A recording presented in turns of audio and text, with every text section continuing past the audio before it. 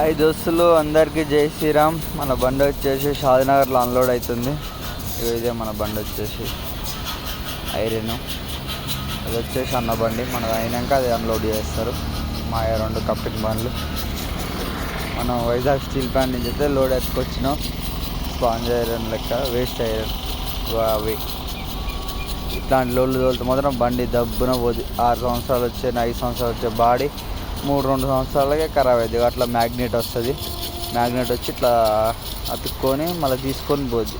బండి మాత్రం ఇవ్వాలి, జంపాలు ఊరుతుంది, కట్టాలి గిట్టాలు అన్నీ బాడీ గీడి అన్నీ గదులు అదురుతాయి. అట్లా వెళ్ళిపోద్ది తీసుకొని మ్యాగ్నెట్. మళ్ళీ ఆడ పోయి పడేస్తుంది. గోలీ అయినా వేస్ట్ ఐరన్ అయినా అన్ని ఇట్లా దింపుతుంది మ్యాగ్నెటే. లేకపోతే ఆడ చైన్ ఉంది కదా పట్టుకునేది జేసీపీ, దీని ద్వారా ఇట్లా పట్టుకొని దింపుతారు. అగో అట్లా ఇదంతా అదే స్పాంజ్ ఐరన్. స్పాంజ్ ఐరన్ కూడా గోల్డ్ లెక్కనే ఉంటుంది. అది కూడా అట్లా దిగుతుంది మ్యాగ్నెట్తో. బండి చూడండి ఎట్లా అవుతుందో. ఇవాళ జంపాలు అవుతుంది. అయ్యో బండి ఖరాబ్. ఓకే దోస్తులు, ఉంటాను.